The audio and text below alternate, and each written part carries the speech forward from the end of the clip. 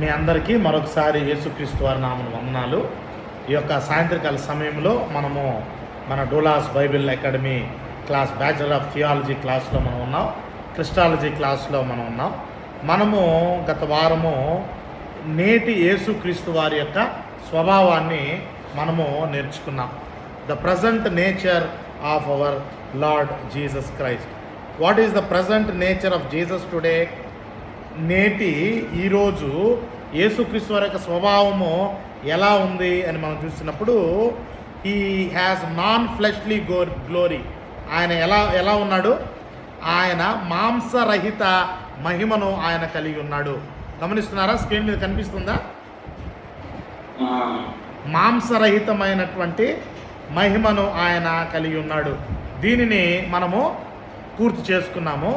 ఇప్పుడు మనము రెండో పాయింట్లో మనం ఉన్నాము. రెండో పాయింట్లో మనము రాజులకు రాజు.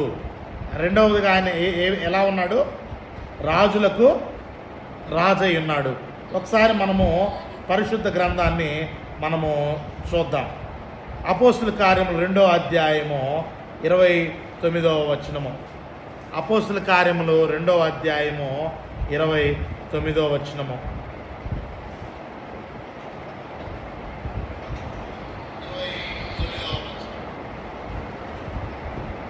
బైబిల్ గ్రంథాన్ని మనం చూద్దాం. ఒక్క నిమిషము. సహోదరులు ప్రసన్న గారు జూమ్ రావట్లేదు అని ఒక మెసేజ్ పెట్టారు. ఒక్క నిమిషం మనం జూమ్లోకి వెళ్దాము. బ్రదర్ ప్రసన్న, మీరు ఒక్కసారి కనెక్ట్ అవుతారా? నేను యాక్సెప్ట్ చేస్తాను.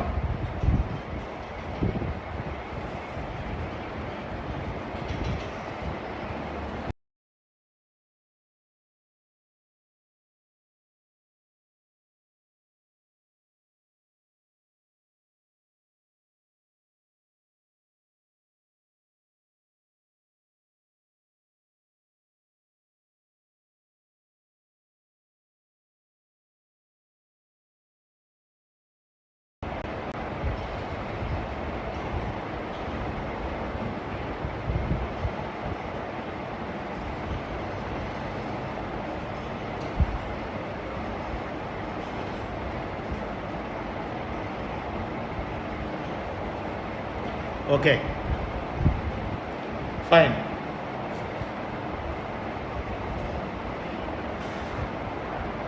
రైట్.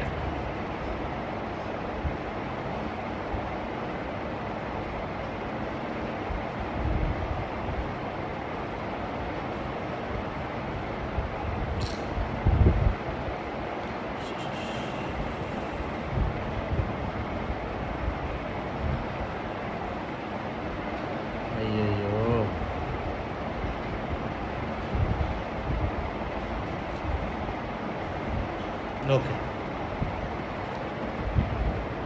ఇప్పుడు గత వారం మనం నేర్చుకున్నాం కదా. గత వారం మనము నేర్చుకున్నటువంటి సత్యం ఏంటి అంటే, యేసుక్రీస్తు వారి యొక్క దైవత్వాన్ని విస్మరించేటువంటి వారిని గురించి మనము మాట్లాడుతూ ఉన్నాం. మనం మాట్లాడుతూ ఉన్నప్పుడు today's nature of Jesus Christ, నేటి యేసుక్రీస్తు వారి యొక్క స్వభావం ఏంటి అంటే, ఆయన రక్త మాంసము లేనటువంటి వాడుగా ఉన్నాడు. మాంసరహితమైనటువంటి మహిమను ఆయన కలిగి ఉన్నాడు. గత వారం మనము లేఖనాలను పరిశీలించాం. ఈరోజు మనము ఆయన రాజులకు రాజుగా ఉన్నాడు. లేఖనాలను మనం పరిశీలన చేసినట్లయితే అపోస్తుల కార్యములు 2వ అధ్యాయము 29వ వచనం నుండి 33వ వచనం వరకు మనం చూద్దాం. అపోస్తుల కార్యం 2వ అధ్యాయము 29వ వచనం నుండి 33వ వచనం వరకు. ఇక్కడ మనము గమనిస్తున్నటువంటి ప్లీజ్ గో అహెడ్. సహోదరులారా, మూల పురుషుడు దావీదుని గూర్చి మీతో ఆరాధనగా మాట్లాడవచ్చు. అతడు చనిపోయి చేయబడ్డాడు. అతని సమాధి నేటి వరకు మధ్య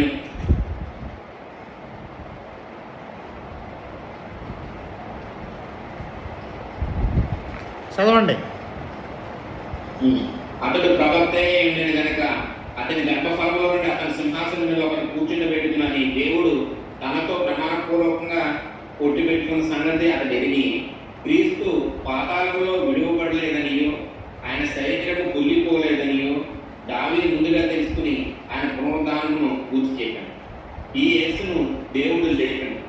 దీనికి మేమందరము సాక్షులు కాగా ఆయన దేవుని కుడి పార్శ్వమునకు ఎక్కింపబడి పరిశుద్ధాత్మను కూర్చిన వాగ్దానమును తండ్రిలోని పొంది మీరు చూస్తూ వినిచి ఉన్న దీనిని కుమ్మరించి ఉన్నాడు. ఓకే, ఈ యేసు గమనించండి, ఇక్కడ ఒక కాంట్రాస్ట్ని చూపిస్తూ ఉన్నాడు, ఒక డిఫరెన్స్ని చూపిస్తూ ఉన్నాడు అన్నమాట. సహోదరులారా, మూల పురుషుడకు దావీదును గురించి మీతో నేను ధారాళముగా మాట్లాడవచ్చును. అతడు సమాధి చేయబడిన. ఇప్పుడు ఇక్కడ దావీదు ఎవరు? రాజై ఉన్నాడు. దావీదు ఎవరై ఉన్నాడు? రాజై ఉన్నాడు. ఆయన చనిపోయాడు. ఆయన్ను సమాధి చేశారు. అతని సమాధి నేటి వరకు మన మధ్య ఉంది. అది ఎలా ఉంది? మూయబడినటువంటి సమాధిగానే ఉంది. It is like closed tome. అది ఎలా ఉంది అంటే మూతవేయబడినటువంటి సమాధిగా ఉంది. అతడు ప్రవక్తే ఉండెను గనుక అతని గర్భఫలములో నుండి అతని సింహాసనం మీద ఒకరిని కూర్చుండబెట్టుదును అని దేవుడు తనతో ప్రమాణపూర్వకంగా ఒట్టు పెట్టుకునే సంగతి అతడు ఎరిగి క్రీస్తు పాతాళములో విడవబడలేదనియో ఆయన శరీరము కుళ్ళిపోలేదనియో దావీదు ముందుగా తెలుసుకొని ఆయన పునరుద్ధానమును గురించి చెప్పెను. ఇప్పుడు దావీదు వంశములో పుట్టినటువంటి వాడు, యోధా గోత్రపు సింహముగా, యోధా గోత్రములో నుండి రాజుగా అయినటువంటి యేసుక్రీస్తు వారు ఒక పక్కనేమో దావీదు రాజు, మరొక పక్కనేమో అతని సింహాసనం మీద కూర్చున్నటువంటి యేసుక్రీస్తు. ఇద్దరు రాజులే. దావీదు యొక్క సమాధి ఎలా ఉంది? మూసివేయబడి. యేసుక్రీస్తు వారి యొక్క సమాధి తెరవబడి. ఇద్దరు యోధా గోత్రంలో పుట్టినటువంటి వారే, ఇద్దరు రాజులే, ఇద్దరు చనిపోయారు. అయితే ఒక ఆయనేమో సమాధిలో నుండి లేపబడలేదు, మరొక ఆయన సమాధిలో నుండి లేపబడ్డాడు. కాబట్టి ఆయన మనిషిగా పుట్టి మనిషిగా సమాధి చేయబడ్డాడు. ఈయన మనిషిగా పుట్టి మనిషిగా చనిపోయి మహిమ స్వరూపుడిగా ఈరోజు ఆయన సజీవుడిగా ఉన్నాడు. అక్కడ కింద చెప్తున్నాడు 32వ వచనం, దావీదును లేపలేదు. దావీదుకి ఏమి లేదు? పునరుద్ధానం లేదు. యేసుక్రీస్తు వారికి ఏముంది? పునరుద్ధానం. ఈరోజు యేసుక్రీస్తును రక్షకుడుగా అంగీకరించినటువంటి వారి యొక్క వాదన ఏంటి? ఆయన మాలాంటి యూదుడే, ఆయన మాలాగా 8వ దినమున సున్నతి చేస్తున్నాడు. ఆయన యేసేపు మరియా యొక్క కుమారుడే, యోసే యోధా అను వారి యొక్క సహోదరుడే. ఆయన సోదరీమణులు అందరూ మన మధ్యలో ఉన్నారు. కాబట్టి ఆయన్ని మనము ఆరాధించవలసిన అవసరం లేదు, ఆయన రక్షకుడుగా ఎంచవలసినటువంటి అవసరం లేదు అని ఇజ్రాయేల్ ఈ నేటి యూదులు అంటూ ఉన్నారు. నేడు క్రైస్తవులమని చెప్పుకొనొచ్చు, యేసుక్రీస్తు వారి యొక్క సంఘములో మేము సభ్యులమని చెప్పుకొనొచ్చు, యేసుక్రీస్తు వారి యొక్క రాజ్య వ్యాప్తి కొరకు మేము పాటుపడుతున్నటువంటి రాజ్య సేవకులను చెప్పుకొనొచ్చు. నేడు యేసుక్రీస్తు వారి యొక్క దైవత్వాన్ని ప్రశ్నించేటువంటి వారికి వారి యొక్క వాదనకు సమాధానం ఏమై ఉంది? పరిశుద్ధాత్మ దేవుడు చాలా తేటగా చెప్తున్నాడు, ఈ యేసును దేవుడు లేపెను.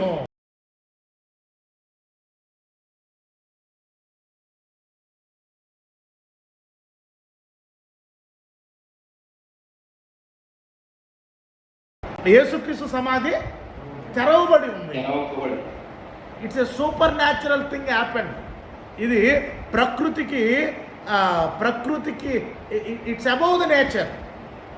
ప్రకృతి సంబంధమైనటువంటిది కాదు, ప్రకృతికి మించినటువంటి ఒక కార్యం ఇక్కడ జరిగింది.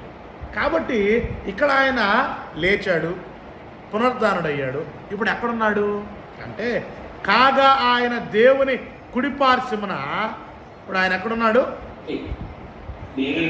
దేవుని కుడిపార్శ్వమున హెచ్చింపబడి పరిశుద్ధాత్మను గురించిన వాగ్దానమును తండ్రి వలన పొంది మీరు చూచుచూ విరుచున్న దీనిని కుమ్మరించి ఉన్నాడు అని చెప్పాడు కదా. నేను వెళ్ళి సత్యస్వరూపమైన ఆత్మను మీ దగ్గరకు పంపిస్తాను.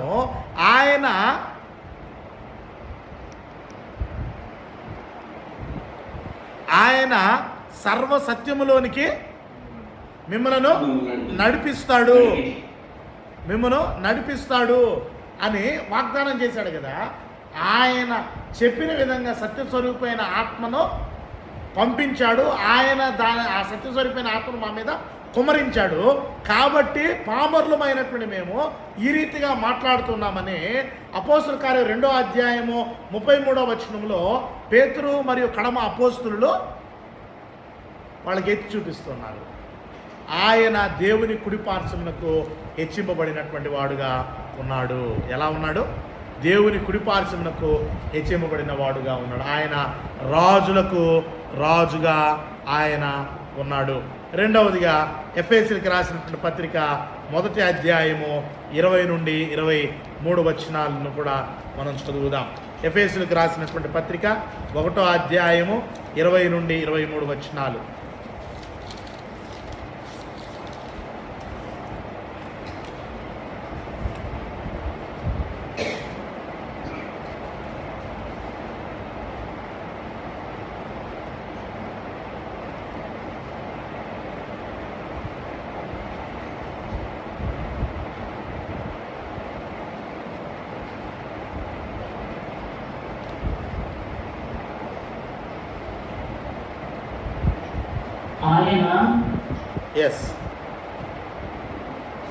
ఆయన ఆ బలాత్సయం చేత క్రీస్తును మృతులలో నుండి లేపి సమస్తమైన ఆధిపత్యం కంటెను, అధికారం కంటెను, శక్తి కంటెను, ప్రభుత్వం కంటెను, యుగమునందు మాత్రమే కాక రాబో యుగమునందును పేరు పొందిన ప్రతి నామం కంటెను ఎంతో నిచ్చుగా పరలోకమునందు ఆయన కుడిపార్శ్వమున కూర్చుండబెట్టుకుని ఉన్నాడు.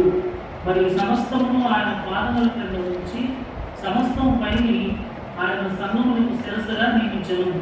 ఆ సంఘము ఆయన శరీరము, సమస్తము పూర్తిగా నింపుతున్న వాటి సంపూర్ణత ఏమి ఉన్నది. ఇప్పుడు నేటి యేసు స్వభావం ఎలా ఉంది? ఆయన what is the nature of Jesus today? Verse 20, 20వ వచనం, అపోస్తుల కార్యంలో 20వ వచనం, ఎఫెసీయులకు రాసిన పత్రిక 1వ అధ్యాయం 20వ వచనం. ఆయన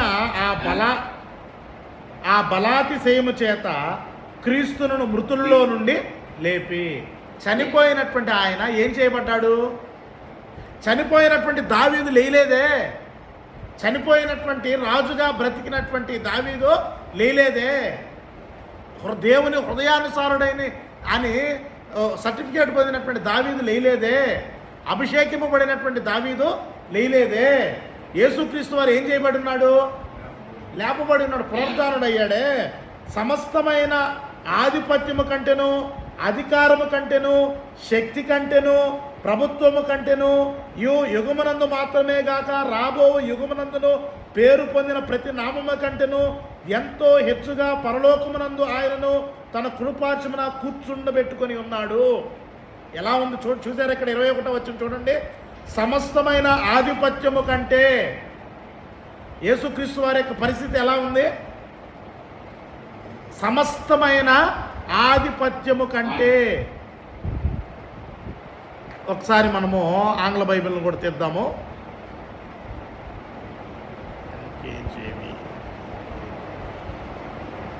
ఎఫెసీయులకు రాసినటువంటి పత్రిక 1వ అధ్యాయము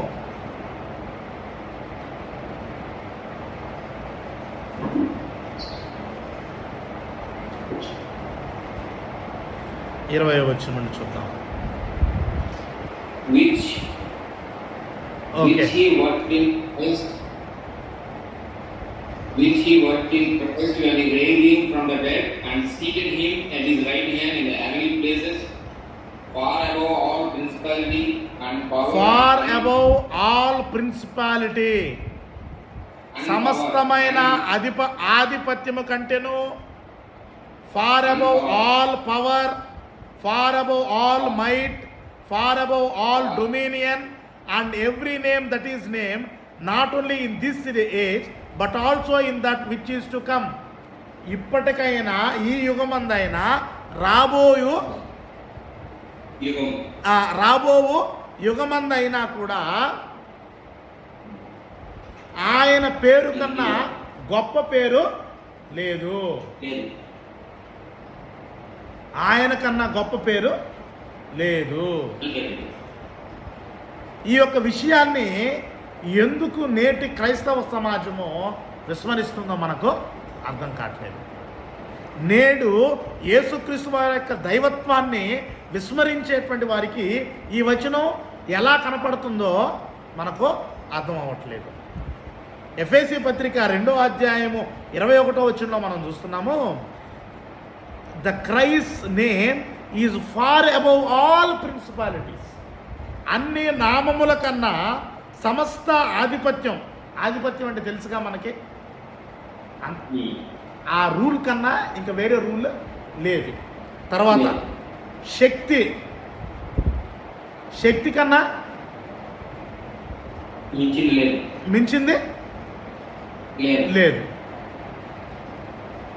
కాబట్టి ఇక్కడ మనము గ్రహించవలసిన విషయం ఏంటి అంటే, ఈ యుగమందు మాత్రమే కాదు, రాబోవు యుగమందును పేరు పొందినటువంటి వాడుగా ప్రతి నామము కంటేనూ ఎంతో హెచ్చుగా పరలోకమందు ఆయనను తన కుడిపార్శ్వమున కూర్చుండబెట్టుకొని ఉన్నాడు. ఈ యొక్క విషయాన్ని ప్రియమైనటువంటి బైబిల్ విద్యార్థులంగా ఉన్నటువంటి మనం అందరము గ్రహించాలి. Jesus Christ is not the king but he is the king of Kings.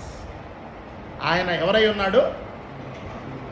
ఆయన రాజులకు రాజును, ప్రభువులకు ప్రభువునై ఉన్నాడు. కాబట్టి ఈరోజు యేసుక్రీస్తు వారిని వెంబడిస్తున్నటువంటి మన అందరము యేసుక్రీస్తు వారిని గురించినటువంటి సరైన అవగాహన లేకుండా ఆయన వెంబడించేటువంటి వారి మధ్యలో మనం ఉన్నాం. కాబట్టి మనము ఈ యొక్క పాఠాన్ని నేర్చుకొని ఇతరులతో పంచుకోవలసినటువంటి ఆవశ్యకత ఎంతైనా ఉన్నది అన్న విషయాన్ని ఈ సాయంత్రకాల సమయంలో మనం చూస్తున్నాం. ఇప్పుడు తర్వాత 22వ వచనం, మరియు సమస్తమును ఆయన పాదముల క్రింద ఉంచి, సమస్తమును గమనించండి, సమస్తమును, ఎవ్రీథింగ్, ఆల్ థింగ్స్, సమస్తమును ఆయన ఏం చేస్తున్నాడు? And he put all things under his feet. దాని యొక్క అర్థం ఏంటి? ఆయన కాళ్ళ కింద సమస్తం పెట్టాడంటే ఆయన కాళ్ళ కింద పెట్టాడని అర్థమా? కాదు. అంటే అంతా కూడా ఆయన అథారిటీ కింద, ఆయన యొక్క అధికారం కింద, అంతా కూడా యేసుక్రీస్తు వారికి అధికారము కింద పెట్టబడి ఉన్నది. సమస్తము పైని ఆయనను సంఘమునకు శిరస్సుగా నియమించెను. ఎలా నియమించాడు? శిరస్సుగా నియమించాడు. And he gave him to be head over all things to the church. Head over, గమనించండి, మరియు సమస్తమును ఆయన పాదముల క్రింద ఉంచి సమస్తము పైని ఆయనను సంఘమునకు శిరస్సుగా నియమించను. సమస్తము మీద ఆయన్ను ఎలా నియమించాడు? హెడ్గా నియమించాడు, శిరస్సుగా నియమించాడంటే అథారిటీగా ఆయన్ను నియమించాడు. ఈరోజు యేసుక్రీస్తు వారు ఆయన మోషే లాంటి ఒక నాయకుడే, ఆయన ఒక దేవదూతే, ఆయన ఒక మనిషే అని చెప్పేటువంటి వారికి బైబిల్ గ్రంథాల్లో ఉన్నటువంటి లేఖనాలు సమాధానం ఇస్తూ ఉన్నాయి. ఏమని సమాధానం ఇస్తూ ఉన్నాయంటే, Jesus is the king of Kings. Jesus is not just a king like David, but he is more than David. అక్కడ క్లియర్గా పరిశుద్ధాత్ముడు పేతురు ద్వారా చెప్పిస్తూ ఉన్నాడు. దావీదు సమాధి ఏం చేయబడింది? మూసివేయబడింది. యేసుక్రీస్తు వారి సమాధి, if Jesus is like all other ordinary people like Moses and all other being human beings, his grave also might be in the closed position today. ఈరోజు ఆయన యొక్క సమాధి కూడా మూసివేయబడి ఉండాలి. కానీ ఈరోజు యేసుక్రీస్తు వారి యొక్క సమాధి తెరవబడినటువంటి సమాధిగా ఉంది. ఆయన సజీవుడుగా ఉన్నాడు. ఆయన మహిమ కలిగినటువంటి వాడుగా ఈరోజు ఆయన ఎలా ఉన్నాడంటే, మనందరికీ ఎలా ఉన్నాడు? ఆయన శిరస్సుగా ఉన్నాడు. మనందరికీ ఆయన రాజుగా ఉన్నాడు, మనందరికీ ఆయన కేర్ టేకర్గా ఉన్నాడు, మనందరికీ ఆయన గైడ్గా ఉన్నాడు, మనందరికీ ఆయన ఒక మెంటర్గా ఉన్నాడు, మనందరికీ ఆయన ఒక లీడర్గా ఉన్నాడు. కాబట్టి యేసుక్రీస్తు వారు ఆయన రాజులకు రాజుగా, ప్రభువులకు ప్రభువుగా ఉన్నాడన్న విషయాన్ని మనము గ్రహించాలి. Today's the present nature of Jesus Christ, నేటి యేసుక్రీస్తు వారి యొక్క స్వభావము, స్వారూప్యము ఎలా ఉందంటే ఆయన రాజులకు రాజుగా ఉన్నాడు. తర్వాత 23వ వచనం చూద్దాము. ఆ సంఘము ఆయన శరీరము సమస్తమును పూర్తిగా నింపుతున్న వాని సంపూర్ణత అయి ఉన్నది. 1 తిమోతి పత్రిక 6వ అధ్యాయము 16వ వచనము. 1 తిమోతి చాప్టర్ 6 అండ్ వర్స్ 15.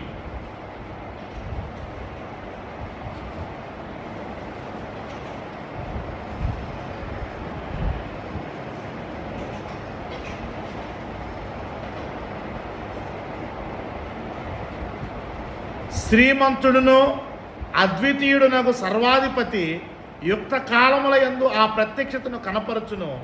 ఆ సర్వాధిపతి రాజులకు రాజును, ప్రభువులకు ప్రభువునై ఉన్నాడు. Which he will manifest in his own time. He who is the blessed and only potentate, the king of kings and lord of lords. ఎలా ఉన్నాడు ఆయన? శ్రీమంతుడును అద్వితీయుడునగు సర్వాధిపతి యుక్త కాలమందు ఆ ప్రత్యక్షతను కనపరుచును. ఆ సర్వాధిపతి రాజులకు రాజును, ప్రభువులకు ప్రభువునై ఉన్నాడు. పోయిన వారం మనం చదువుకున్నాం, అంతకుముందు వారం చదువుకున్నాం. He was attested by father. ఆయన ఏం చేయబడ్డాడు? He was attested by father.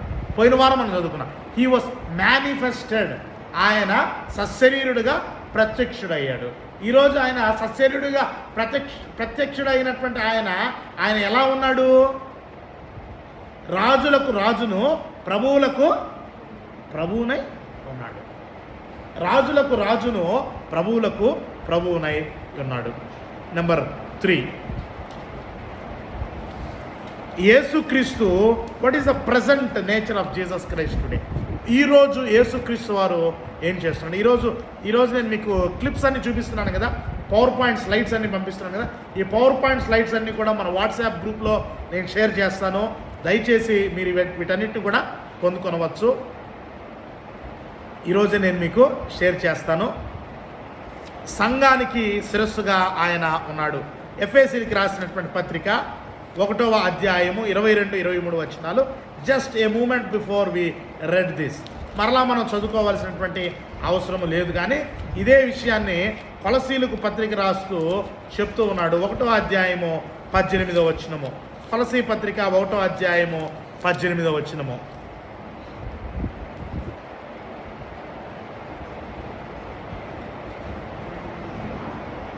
సంఘము అను శరీరమునకు ఆయనే శిరస్సు. సంఘము అను శరీరమునకు ఆయనే శిరస్సు.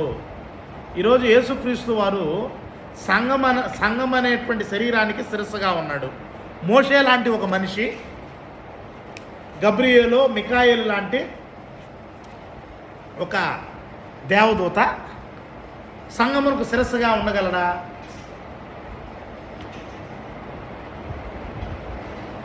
ఉదాహరణకు 6 లక్షల కన్నా పైబడినటువంటి కాల్బలాన్ని ఐగుప్తు బానిసత్వం నుండి మోషే నడిపించాడు. మోషే తన శక్తి చేత నడిపించాడా? అహరోను తన శక్తి చేత నడిపించాడా? ఎవరు మోషేకు తోడయుడు నడిపించారు? ఈరోజు ఐగుప్తు బానిసత్వములో నుండి ఇశ్రాయేలుని విడిపించింది ఎవరు? దేవుడా, మోషేనా?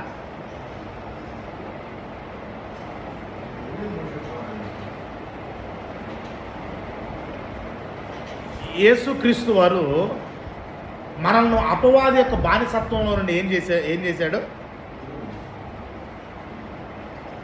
విడుదల చేశాడు. మోషే ఏ విధంగా ఇశ్రాయేలుని విడిపించాడో అదేవిధంగా యేసుక్రీస్తు వారు కూడా విడిపించాడు. కాబట్టి మోషేకు ఎంత గౌరవం ఉందో మోషేకు ఏ స్థానం ఉందో ఈనాడు యేసుక్రీస్తుకు కూడా అదే స్థానం ఉందని వాదించేటువంటి వారు లేరా మన మధ్యలో? ప్రియమైనటువంటి వారలారా, ఆ రోజు మోషే చేసినటువంటిది ఏంటి? Moses had a substitute. మోషేకు ఎవరున్నారు? ఒక సబ్స్టిట్యూట్ ఉన్నాడు. Moses had a spokesperson. Moses had Aaron. మోషేకు అహరోన్ ఉన్నాడు. వేరే Jesus had any substitute to die for you and me? నీ కొరకు నా కొరకు మరణించడానికి యేసుక్రీస్తు వారికి బదులుగా ఎవరైనా మరణించారా? 53వ కీర్తనలో మనం ఏం చూస్తున్నాం? ఆయన అపరాధ పరిహారార్థ బలిగా మన కొరకు తను తాను అర్పించుకున్నాడు. కాబట్టి ఈరోజు మోషేకు ఉన్నటువంటి స్థానమే నేడు యేసుక్రీస్తుకు ఉన్నదని వాదించేటువంటి వారు ఇక్కడ వారి యొక్క వాదనకు ఏమి ఆధారం ఉంది? 18వ వచనంలో మనం చూస్తున్నాము, సంఘము అను శరీరమునకు ఆయనే శిరస్సు. గమనించండి, ఆయనే అంటే ఆయనే శిరస్సు అంటే ఆయన మాత్రమే, ఇంకో సబ్స్టిట్యూట్ అనేటువంటిది there is no possibility of any substitution. యేసుక్రీస్తు వారు తప్ప సంఘానికి శిరస్సు ఎవరు లేరు. ఎందుకంటే he deserves to be the head of the church. ఆయన సంఘమునకు శిరస్సుగా ఉండడానికి ఆయనకు మాత్రమే అర్హత ఉంది. ఆయనకు మాత్రమే అర్హత ఉంది. ఎఫెసీ పత్రిక 5వ అధ్యాయంలో మనం చూస్తే ఆయన సంఘం కొరకు ఏం పెట్టాడు ఒకసారి మనం చూద్దాం. ఎఫెసీలకు రాసినటువంటి పత్రిక 5వ అధ్యాయం. ఇది is out of the subject, కానీ దానికి సపోర్టింగ్ స్క్రిప్చర్ అన్నమాట.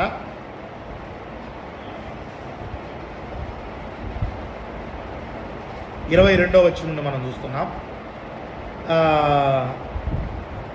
స్త్రీలారా, ప్రభువునకు వలె మీ సొంత పురుషులకు లోబడి ఉండుడి. క్రీస్తు సంఘమునకు శిరసై ఉన్నలాగున పురుషుడు భార్యకు శిరసై ఉన్నాడు. క్రీస్తే శరీరమునకు రక్షకుడై ఉన్నాడు. సంఘము క్రీస్తునకు లోబడినట్టుగా భార్యలు కూడా ప్రతి విషయంలోనూ తమ పురుషులకు లోబడవలెను. పురుషులారా, మీరును మీ భార్యలను ప్రేమించుడి.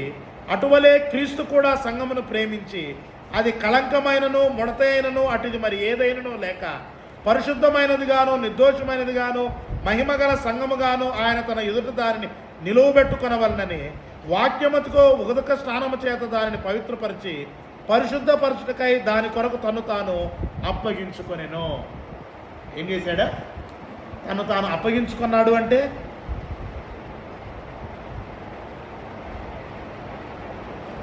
తను తాను అప్పగించుకున్నాడంటే ఆ సంఘం కొరకు తను తాను దేనికి అప్పగించుకున్నాడు? మరణముకు అప్పగించుకున్నాడు. సిలువ మరణముకు అప్పగించుకున్నాడు. సిలువ మీద మేకుల దెబ్బలకు, కొరడాలకు, శిక్షకు ఆయన తను తాను అర్పించుకున్నాడు. ఈరోజు యేసుక్రీస్తు వారు ఆయన ఏదో జస్ట్ ఏంటంటే ఇదేదో మాటల్లో ఆయన శిరస్సు అంటే ఎంతవరకు అంటే పేరు మాత్రమే పెట్టుకుంటాం. ఏం పెట్టుకుంటాం?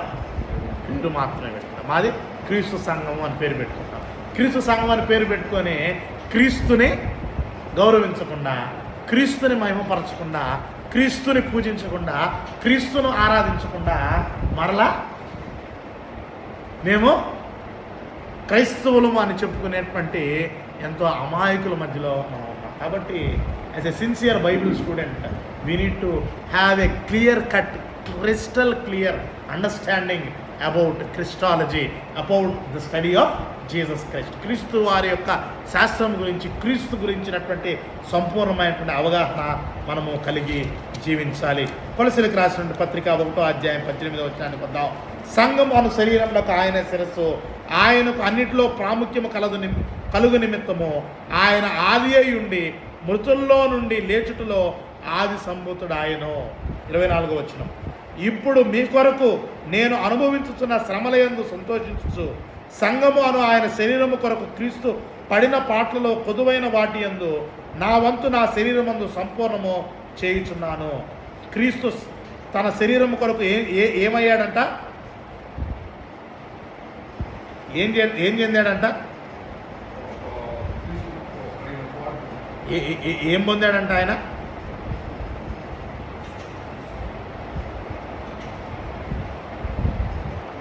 ఏం పొందాడంట ఆయన? క్రీస్తు సంఘం కొరకు ఏం పొందాడంట? క్రీస్తు సంఘం కొరకు ఏం పొందాడంట? ఏం పొందాడు ఆయన? పాటు పొందినటువంటి పరిస్థితిని మనం చూస్తున్నాం. He suffered for the church. కాబట్టి అన్ని పాటలు పొందినటువంటి ఆయన ఈరోజు అధికారం కలిగినటువంటి వారుగా ఆయన కుడిపార్శ్వమున సింహాసనాసీనుడై ఆసీనుడిగా ఉంటే ఈరోజు ఆయన్ని అంగీకరించినటువంటి వారి మధ్యలో మనము జీవిస్తున్నాం. లేదు, మనము క్రీస్తును గౌరవించవలసినటువంటి వారంగా మనం ఉన్నాం. క్రీస్తును మనం ఏం చేయాలి? గౌరవించేటువంటి వారంగా మనము ఉండాలి అన్న విషయాన్ని మనము నేర్చుకుంటూ ఉన్నాం. ప్రస్తుతము యేసుక్రీస్తు వారు ఆయన ఎలా ఉన్నాడు అన్న విషయాన్ని మనం చూద్దాం. ప్రధాన యాజకుడిగా ఉన్నాడు. ఎలా ఉన్నాడు ఆయన? ఆయన ప్రధాన యాజకుడిగా ఆయన ఉన్నాడు. యేసుక్రీస్తు వారు ఎలా ఉన్నారు? ప్రధాన యాజకుడిగా ఉన్నాడు. అన్నిట్లో, అన్ని ఆధిపత్యాల కన్నా, అన్ని శక్తుల కన్నా, అన్ని బలాల కన్నా ఆయనకు అంత గొప్ప శక్తి ఉంటే నేడు యేసుక్రీస్తు వారిని అలా పక్కన పెట్టేసేటువంటి పరిస్థితులను మనం చూస్తూ ఉన్నాం. ఎంతో అది అసలు దేవదూషణతో అది సమానమైనటువంటి విషయాన్ని మనము గ్రహించాలి. తర్వాత మనము హెబ్రీ పత్రిక 4వ అధ్యాయము 14 నుండి 16 వచనాలను మనం చూద్దాం. హీబ్రూస్ చాప్టర్ 4 వర్సెస్ 14 through 16 చదవండి. వెళ్ళిన దేవుని కుమారుడైన యేసు అన్న గొప్ప ప్రధాన యాజకుడు మనకున్నాడు గనుక మనం ఒప్పుకున్న దాన్ని గట్టిగా చేపట్టదు. మన ప్రధాన యాజకుడు మన బలహీనత లేదు, మనతో సమానుభావం లేనివాడు కాడు, కానీ సమస్త విషయంలోనూ మన వల్లనే శోధింపబడిన ఆయన పాపం లేనివాడుగా ఉండేది. గనుక మనము కనికరింపబడి సంయోజితమైన సహాయం కొరకు కృప పొందినట్లు ధైర్యంతో ఉపాసనను వద్దకు చేరదు.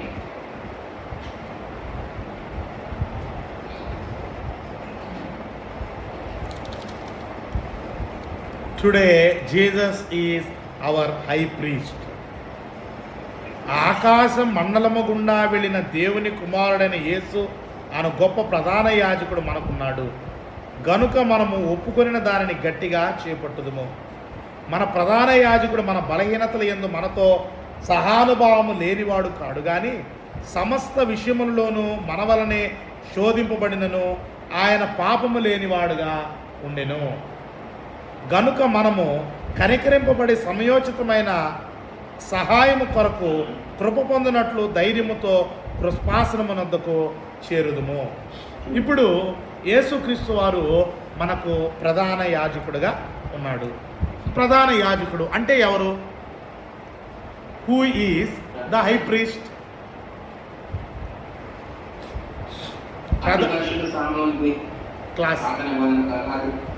మనం క్లాస్లోకి వద్దాం. ఇప్పుడు అన్మ్యూట్ చేసుకోండి. ఇప్పుడు చెప్పండి. ఇప్పుడు యేసుక్రీస్తు వారు ఎవరై ఉన్నారు? ప్రధాన యాజకుడై ఉన్నారు. ఈ ప్రధాన యాజకుడు అంటే ఈయనకి లక్షణాలు ఏంటి? అసలు ప్రధాన యాజకుడు అంటే ఒకసారి మనం let us go to the board.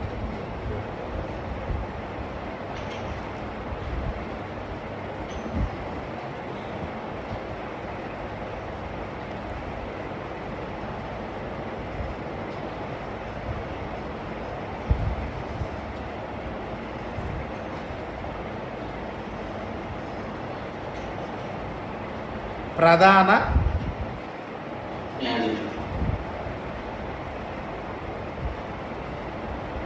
High priest.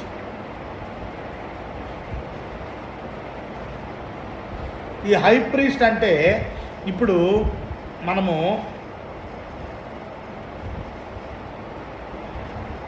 Old టెస్టిమెంట్లో మనం చూస్తున్నాం.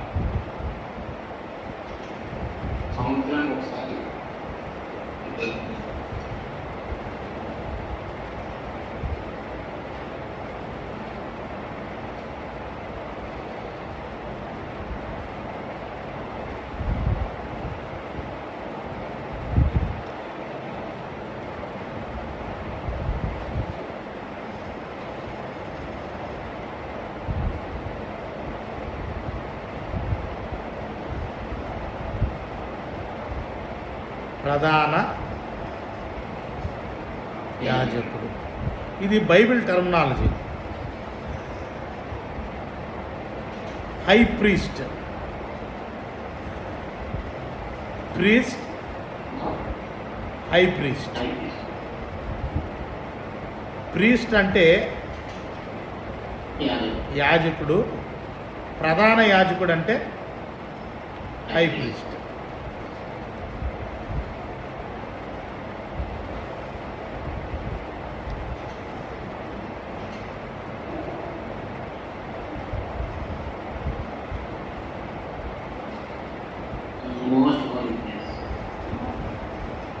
ఈ యాక్సెస్ ఎవరికి మాత్రమే ఉంటుంది?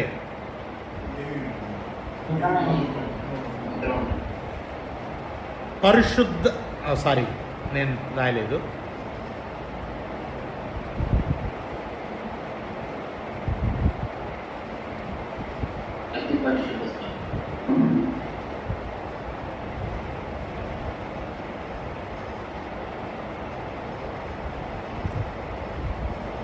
అతి పరిశుద్ధ స్థలంలోనికి యాజకులకు అనుమతి ఉందా? లేదు. ఎవరికి మాత్రమే అనుమతి ఉంది? ప్రధాన యాజకులకు మాత్రమే. ఇప్పుడు ఈ యాజకుడు, ప్రధాన యాజకుడు అనేటువంటి వారు బైబిల్లో మనం ఆల్రెడీ చదువుకున్నాం కదా, బైబిల్ డిస్పెన్సేషన్స్లో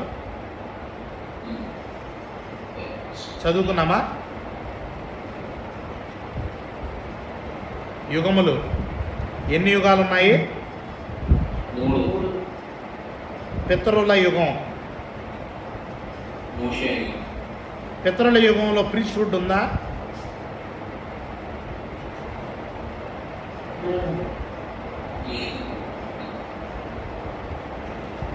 మోషే యుగంలో ప్రీస్ట్హుడ్ ఉందా? దీన్ని లెవిటికల్ ప్రీస్ట్హుడ్ అంటారు.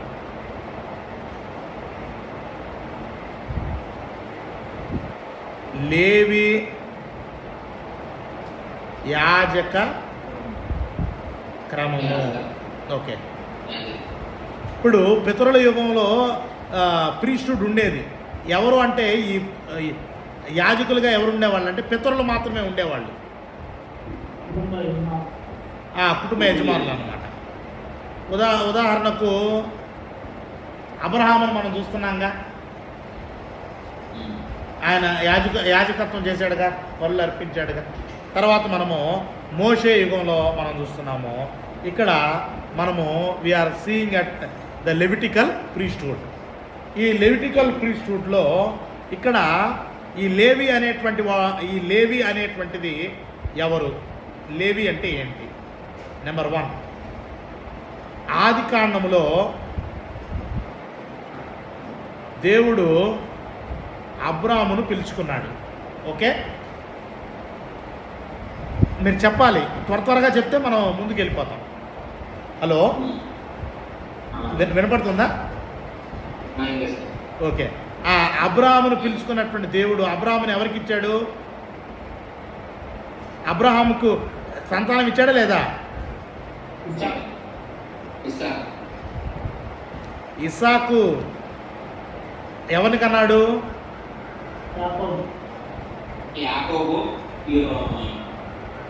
ఇంకంతే, ఏసే వామిట్ అయిపోయాడు అంతే. ఈ యాకోబు ఎవరిని కన్నాడు? ఒకసారి చూద్దామా? నిర్గమకాండం 1వ అధ్యాయానికి వెళ్దామా? ఏదో యేసుక్రీస్తు వారు ప్రధాన యాజకుడు అంటే ప్రధాన యాజకుడేలే, మోషే వాళ్ళ అన్న ఆరోన్ లాంటి వాళ్ళే అనేటువంటిది కాదు. ప్రధాన యాజకుడు అంటే దానికి ఒక అర్హత ఉంది. ఈరోజు యేసుక్రీస్తు వారు నిత్య ప్రధాన యాజకుడు అంటే దానికి ఎంతో గొప్ప అర్హత ఉంది. చదవండి. ఐగుప్తులోనికి యాకోబుతో వచ్చిన ఇశ్రాయేలీల పేర్లు ఏమనగా రూబేను, సిమ్యోను, లేవి, యోదా, ఇస్సాకారు, జెబూలూను, బెన్యామీను, దాను, నఫ్తాలి, గాదు, ఆషేరు. వీరిలో ప్రతి వాడును తన కుటుంబంతో వచ్చాను. యాకోబు గర్భంలో పుట్టిన వారందరూ 70 మంది. అప్పటికి యోసేపు ఐగుప్తులో ఉన్నారు. యోసేపును అతని అన్నదమ్ములందరినీ ఆ తరం చేర్చారు. ఇక్కడ ఎవరు? యాకోబు యొక్క కుమారుల పేర్లు మనం చూస్తున్నామా?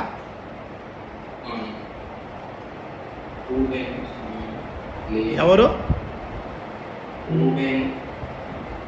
రూబేను,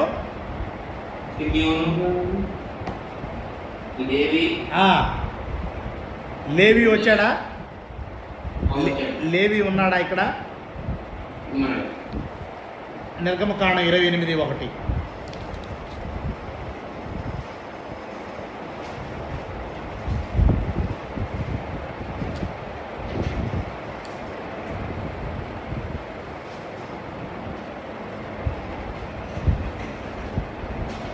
మోషే, అహరోను ఏ ఏ గోత్రానికి చెందినటువంటి వారు? బ్రదర్స్ ఏ గోత్రానికి చెందినటువంటి వారు? వెరీ గుడ్, లేవి. ఇప్పుడు 28:1. మరియు నాకు యాజకత్వము చేయుటకై నీ సహోదరుడైన అహరోనును అతని కుమారులను, అనగా అహరోను కుమారులైన నాదాబును, అబీహును, ఎలియాజరును, ఈతామారును ఇశ్రాయేలీలో నుండి నీ వద్దకు పిలిపింపుము. దేవుడు ఏమన్నాడు? ఎవరిని పిలిపించాడు?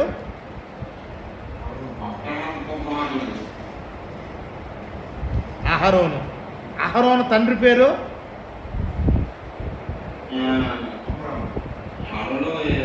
అమ్రాము యాజకుడా? అమ్రాము కుమారుడైనటువంటి మోషే యాజకుడా?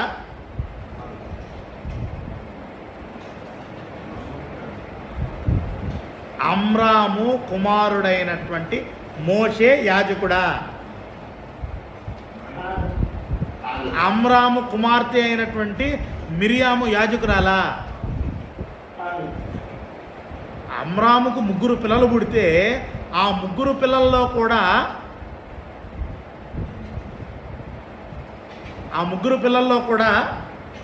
ఎవరిని మాత్రమే దేవుడు యాజకత్వానికి ఎన్నుకున్నాడు?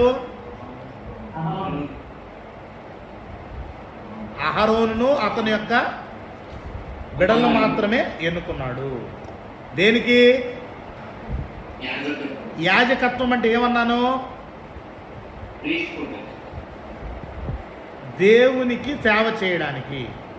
ఏం చేయడానికి? దేవుని యొక్క సేవ చేయడానికి. దేవుని యొక్క సేవ చేయడానికి దేవుడు వారిని ఎన్నుకున్నాడు. ఎలా ఎన్నుకున్నాడు అంటే వాళ్ళకు ఒక ప్రత్యేకమైనటువంటిది అన్నమాట. ఒకసారి ద్వితీయోపదేశ కాండానికి వద్దాము.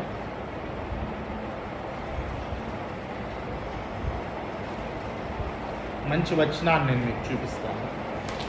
I believe it's chapter 10.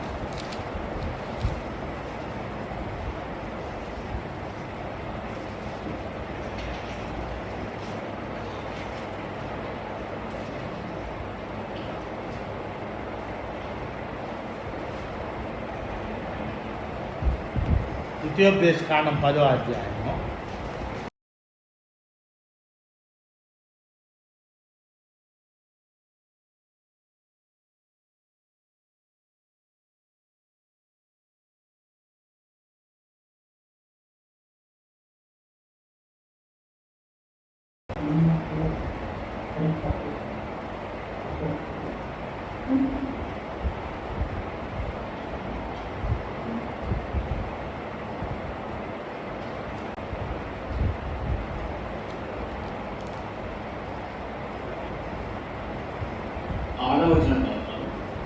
చెప్తాను.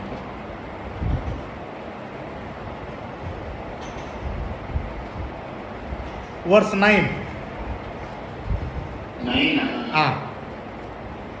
కాబట్టి తమ సహోదరులతో పాటు లేవీయులు వారసులైనను ఉండలేదు. నీ దేవుడైన యెహోవా వారితో చెప్పినట్టు యెహోవాయే వారికి స్వాస్థ్యం.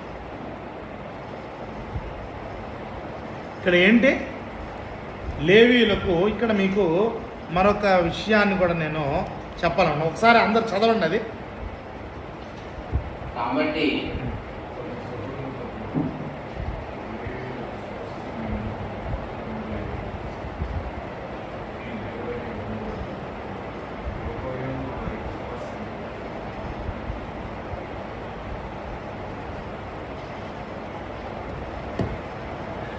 ఏంటి అక్కడ దేవుడే అంటే దేవుడే వాళ్ళు దేవుడు ఇక్కడ మీకు యాకోబు ఉన్నాడు కదా, ఈ యాకోబుకు ఎంతమంది పిల్లలు తెలుసా? 12 మంది పిల్లలు. ఈ 12 మందిలో 11 మందికి ఇన్హెరిటెన్స్ ఆస్తులు పంచారు. ఏం పంచారు? ఆస్తులు, హౌసెస్, తర్వాత ల్యాండ్స్, ఫార్మ్స్, వినియార్డ్స్, తర్వాత లైఫ్ స్టాక్. కానీ ఇక్కడ లేవీయులకు ఏమి లేదు. ఇప్పుడు మనము యాజకత్వంలోనికి మనం వెళ్ళడానికి ముందు అసలు ఈ లేవి అంటే ఏంటో మనము చూడాలి. ఆదికాండము 46వ అధ్యాయం 11వ వచనం. సమయం అయిపోయింది అనుకుంటాను. ఒక్కసారి మనం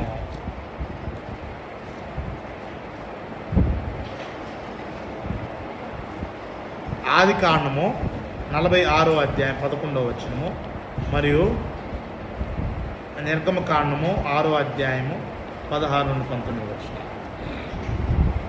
ఈరోజు యేసుక్రీస్తు వారి యొక్క యాజకత్వం గురించి, దానికి ఉన్నటువంటి పొటెన్షియాలిటీ, దానికి ఉన్నటువంటి విలువ, వాల్యూ, దానికి ఉన్నటువంటి గొప్పతనాన్ని గురించి మనం అర్థం చేసుకోవాలంటే we need to know what the real priesthood means.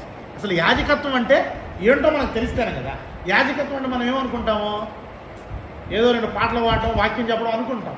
కానీ ఇక్కడ యాజకత్వం అంటే సంథింగ్ మోర్ దాన్ దట్. ఇక్కడ దేవుడు ఏమన్నాడు, 12 మంది పిల్లలు అయితే యాకోబుకి 11 మందికి ఆస్తులన్నీ పంచిపెట్టి 11వ వాడికి ఏం చేశాడు? ఏమి ఇవ్వాల? ఏంటయ్యా ఇవ్వలేదని పంచిపెట్టేవాడు అడిగితే, పంచిపెట్టేవాడికి ఏమంటున్నాడు?